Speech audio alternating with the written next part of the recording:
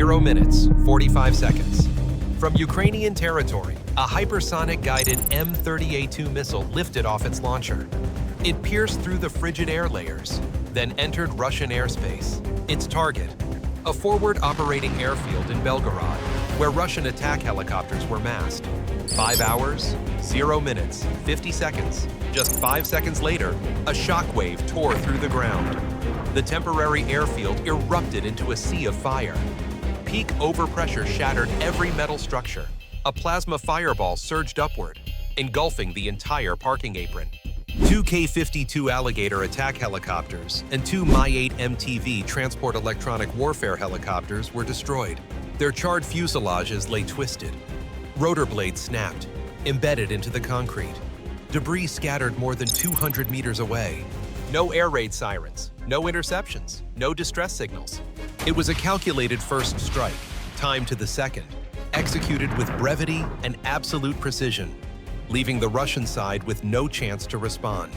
4 hours, 59 minutes, 27 seconds, February 5th, 2025. Inside the forward command post of Ukraine's 27th Artillery Brigade, near Okhtyrka, just 25 miles from the Russian border, the combat duty team successfully decrypted a shortwave encrypted signal. It was transmitted via a Class II military link channel. The command post itself was concealed beneath multispectral camouflage netting to evade reconnaissance. The signal originated from a Mail-class tactical reconnaissance UAV, operated by Ukrainian Special Forces over the Belgorod sector. Flying at an altitude of 6,800 feet, the UAV's infrared sensors swept across the rural western Belgorod region. It identified 2 Ka-52 Alligator attack helicopters and 2 Mi-8 MTV transport electronic warfare helicopters. All were refueling in an open formation, without protective cover. Electronic intelligence, SIGINT, from Station B-37, indicated that Russia planned to deploy the Ka-52s for low-altitude fire support. The Mi-8s would insert special forces to strike Ukraine's artillery command cluster in Bohodukhiv and the rapid reaction line in Sumy. Reconnaissance imagery from the Mail-class tactical UAV revealed 4 Russian helicopters parked at a forward airstrip in western Belgorod.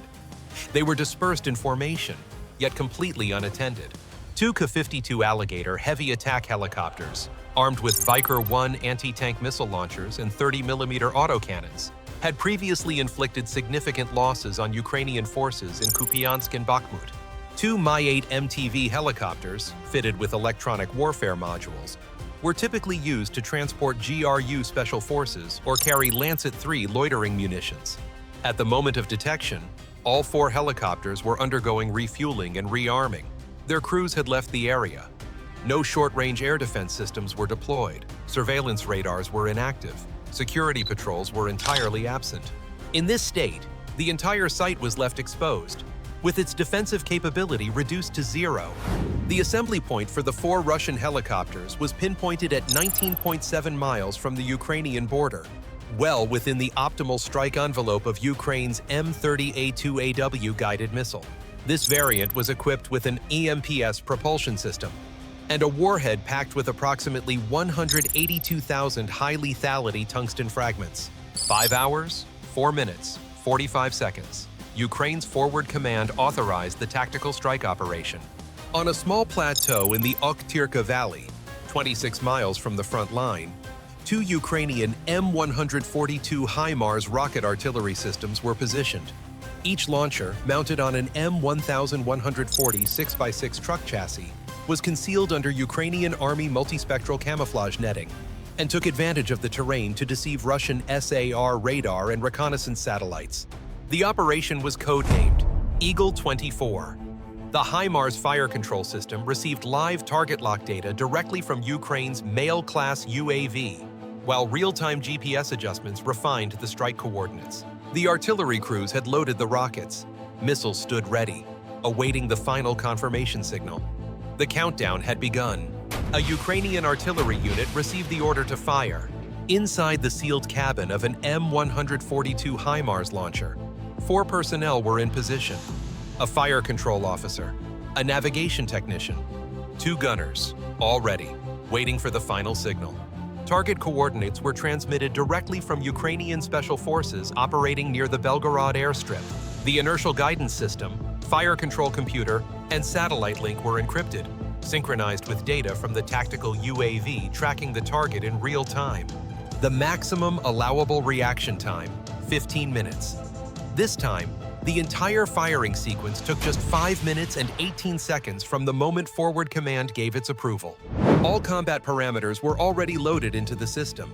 Firing azimuth, 36.5 degrees northeast. Elevation, 54 degrees. Optimized for a near ballistic trajectory. Wind, east, 8.5 miles per hour. Temperature, 35 degrees Fahrenheit. Tactical visibility, 26.2 feet. 5 hours, 5 minutes, 3 seconds. The fire order was issued.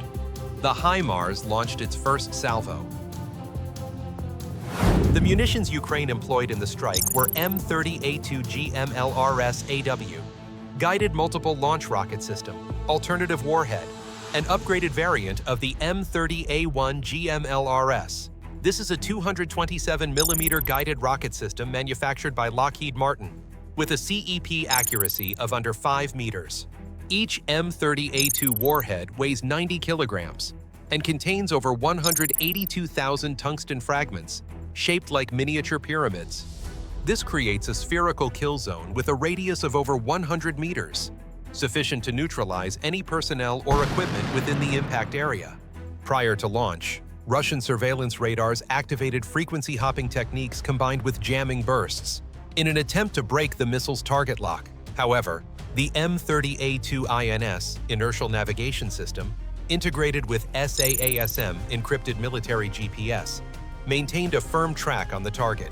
5 hours, 5 minutes, 10 seconds, two M30A2 rockets lifted off from an M142 HIMARS, high-mobility artillery rocket system, mounted on an FMTV M1140 6x6 truck chassis. The rockets were launched 4 seconds apart, flying in a pincer trajectory with a 20-degree separation, approaching from the west, northwest, and southwest to overload Russian air defense radar and maximize the kill zone. The missiles accelerated to nearly Mach 3 in 2.7 seconds, then settled into a cruise speed of Mach 2.2 along a quasi-ballistic trajectory to evade detection by Russian low-altitude radars, such as the Podlet K1 or Nebo-M. The HIMARS fired from a low position, exploiting turbulent atmospheric layers and ground clutter effects.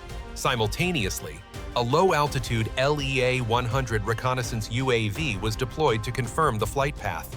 The Ukrainian HIMARS crews immediately withdrew from the firing position after launch, using smokescreens and terrain masking to conceal thermal signatures. In the first 90 seconds after launch, both M30A2 GMLRS AW rockets vanished from the enemy's battlespace displays, slipping into a radar blind zone. On Russian monitoring stations, electronic sweeps returned only static background noise. No warning signals appeared. On the Ukrainian side, inside the HIMARS control interface of the 27th Artillery Brigade's crew, the flight path of each rocket was tracked to the meter. They maintained a steady Mach 2.4, skimming the lower atmosphere. Approximately 5 hours, 6 minutes, 20 seconds. Just over a minute later, they crossed the border into Belgorod Oblast airspace. Now only 11 miles from the target. Time to impact, 36 seconds. The inertial navigation system was continuously updated by the LEA-100 tactical UAV, flying at 6,600 feet south of the target, keeping the margin of error under 8 feet. Meanwhile, an allied RQ-4 Global Hawk strategic reconnaissance UAV, operating beyond the range of Russian air defenses, relayed electro-optical and infrared imagery fused with the LEA-100 feed, locking precisely onto the helicopter staging point. Approximately 5 hours, 6 minutes, 50 seconds. At 7,500 feet from the target, both missiles switched to terminal attack mode. They dove at a 38-degree angle, at a velocity of 1,800 miles per hour. Each M30A2, a 220-kilogram block of metal, carried enough kinetic energy to shear a helicopter in half on impact. A single rocket would have been sufficient to wipe out the temporary landing zone, but the paired strike ensured that all 4 helicopters were completely destroyed. beyond any possibility of recovery. On Russian monitoring displays, the target alert appeared 4 seconds later than reality. By the time the two high-speed tracks breached the outer edge of the airfield's defensive perimeter, they were already inside an uninterceptable range. On the Ukrainian side, the Forward Command Center tracked every flight parameter, fused data from the LEA-100 reconnaissance UAV and tactical satellites locked precisely onto the pre-designated coordinates. Approximately 5 hours, 6 minutes, 56 seconds. The first M30A2 GMLRS AW came in from the southwest, locking onto the gap between the two Ka-52 Alligator attack helicopters. At over 1,800 miles per hour, its warhead, packed with 180,000 tungsten fragments, became a massive blade, sweeping clean everything within a 230 feet radius. Instantaneous overpressure exceeded 50 psi, crushing Ka-52 No. 1 and hurling its main rotor 130 feet away. Ka-52 No. 2 was struck along its flank, its tail snapped, and its engines erupted into flames 12 seconds later. Beyond the blast zone, a low-flying Ukrainian loitering munition circled near the border, transmitting live imagery of the northern parking area, confirming the exact coordinates of the two Mi-8 MTV transport electronic warfare helicopters. Seconds later, the second M30A2 approached at low altitude. Without touching the ground, it detonated in an airburst at 30 feet, creating an inverted cone shockwave. Mi-8, No. 1's nose was crushed in a millisecond, its fuselage breaking apart, sending burning fragments scattering chaotically.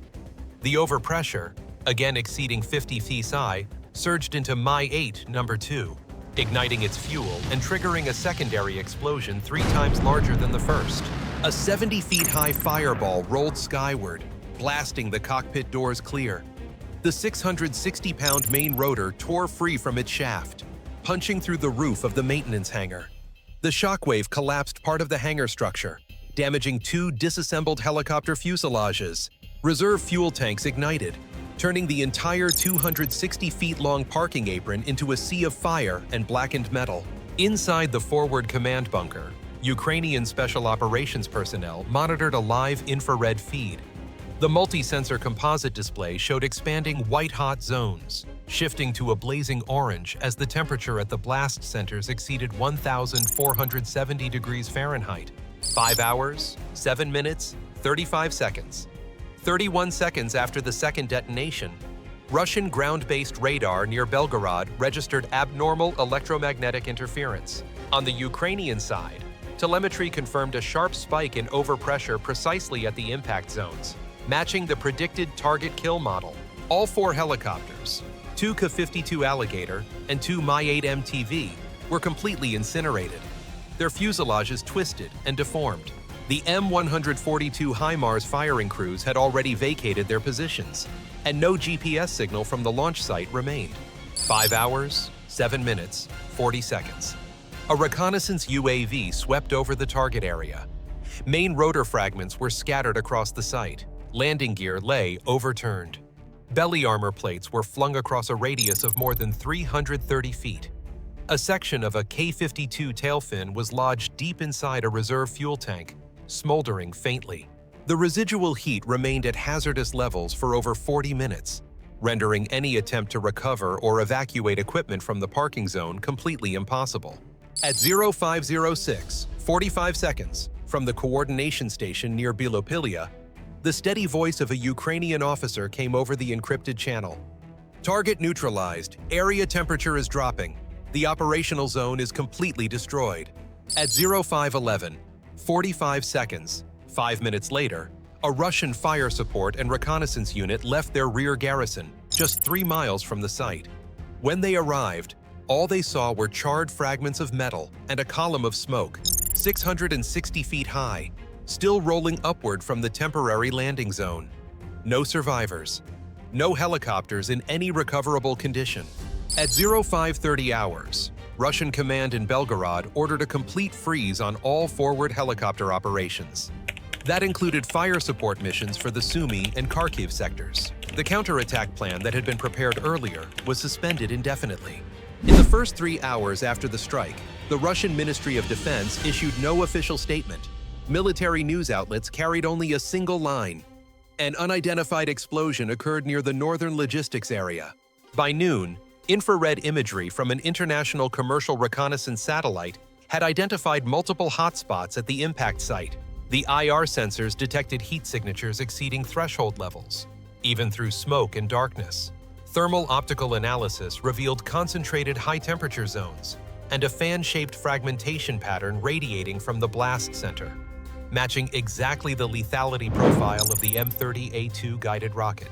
Shortly afterward, Russian officials admitted to damage at a temporary airfield, but withheld details on casualties or aircraft losses. Independent satellite assessments quickly exposed the full scale. 4 helicopters completely destroyed, 2 Ka-52 Alligator attack gunships, and 2 Mi-8 MTV HIP utility transports. All critical platforms for assault, reconnaissance, and frontline fire support along the Kharkiv-Sumy axis. Belgorod Field Base was one of 3 key forward deployment hubs in the east. Its loss, along with fuel and ammunition depots, disrupted Russia's low-altitude air support operations for 10 to 12 days. The resulting gap in the Belgorod-Sumy defensive corridor forced Moscow to suspend plans for territorial expansion northwest of Kharkiv. Defense analysts called it a textbook demonstration of modern precision strike doctrine. The M142 HIMARS, originally designed for artillery support, proved its ability to destroy high-value rear area targets with pinpoint accuracy, rapid mobility, and low cost. For under USD 10 million in munitions, Ukraine eliminated more than USD 50 million in Russian combat assets. In an area Moscow had considered secure, the strike's dual effect was decisive, not only removing a core assault element, but also crippling the logistics network that sustained forward aviation before it could even launch. Moscow's reaction was immediate. The Ministry of Defense ordered bomb and fuel stockpiles moved deeper from the front, expanded the network of electronic warfare and ultra-low altitude radar coverage at temporary bases, and deployed Panzer S-1 air defense units directly to the front line, a measure never previously implemented. This was more than a tactical victory. It was a strategic statement. In 21st century long-range warfare, a few minutes, a single HIMARS battery, and a salvo of guided rockets can reshape an entire front line hundreds of miles away.